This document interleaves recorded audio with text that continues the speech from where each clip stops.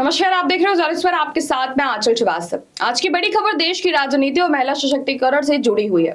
प्रधानमंत्री नरेंद्र मोदी ने नारी शक्ति वंदन अधिनियम को 21वीं सदी का एक ऐतिहासिक कदम बताते हुए कहा है कि ये कानून भारत को एक समतावादी राष्ट्र बनाने की दिशा में मील का पत्थर साबित होगा। नई दिल्ली में आयोजित नारी शक्ति वंदन सम्मेलन को संबोधित करते हुए प्रधानमंत्री ने कहा है कि वो यहाँ किसी को उपदेश देने या जागरूक करने नहीं, बल्कि देश की महिलाओं का आशीर्वाद लेने आए। उन्होंने ये भी स्पष्ट किया है कि महिलाओं की निर्णय प्रक्रिया में बढ़ती भागीदारी से न केवल संवेदनशीलता बढ़ेगी, बल्कि शासन में जवाबदेही भी सुनिश्चित होगी। प्रधानमंत्री मोदी ने इस बात पर विशेष जोर दिया है कि नारी शक्ति वंदन अधिनियम केवल एक कानून नहीं, बल्कि सामाजिक न्याय को व्यवहार में लाने का एक सशक्त माध्यम है। उनके मुताबिक ये कानून सुनिश्चित करेगा कि महिलाओं को लोकतांत्रिक ढांचे में उचित प्रतिनिधित्व मिले और उनकी आवाज नीतियों के निर्माण में प्रभावी रूप से सुनी जाए। अब बात करते हैं राजनीतिक पहलू की। प्रधानमंत्री ने बताया कि इस विधेयक को संसद में सर्वसम्मति से पारित किया गया है, जो महिला सशक्तिकरण के प्रति देश की सामूहिक प्रतिबद्धता को दर्शाता है। खास बात ये रही कि विपक्ष ने भी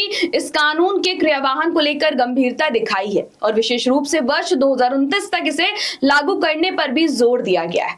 प्रधानमंत्री मोदी ने कहा है कि भारत में महिलाओं को राजनीतिक आरक्षण देने की आवश्यकता दशकों से महसूस की जा रही है। उन्होंने पंचायत स्तर पर महिलाओं के नेतृत्व का उदाहरण देते हुए बताया है कि किस तरह से ग्रामीण भारत में महिलाओं ने प्रशासन और विकास कार्यों में अपनी महत्वपूर्ण भूमिका निभाई। उन्होंने ये भी कहा कि नारी शक्ति ने हमेशा देश के विकास में अहम योगदान दिया है, लेकिन अब समय आ गया है कि इस योगदान को औपचारिक रूप से मान्यता दी जाए और उन्हें निर्णय लेने के केंद्र में स्थान दिया जाए। इस मौके पर प्रधानमंत्री ने संवाद, सहयोग और भागीदारी को इस कानून के पारित होने का आधार बताया। उनका कहना था कि सरकार ने सभी दलों के साथ मिलकर इसे आगे बढ़ाया, जिससे लोकतंत्र की असली ताकत सामने आई है। तो कुल मिलाकर नारी शक्ति वंदन अधिनियम केवल एक राजनीतिक घोषणा नहीं है, बल्कि एक व्यापक सामाजिक बदलाव की शुरुआत के रूप में देखा जा रहा है। अब निगाहें इस बात पर टिकी है कि ये कानून 2029 तक किस तरह जमीनी स्तर पर लागू होता है और महिलाओं की भागीदारी को किस हद तक सशक्त बनाता है। फिलहाल की इस खबर में इतना ही। बाकी खबरों के लिए बने रहिए ज़ालिस न्यूज़ के साथ।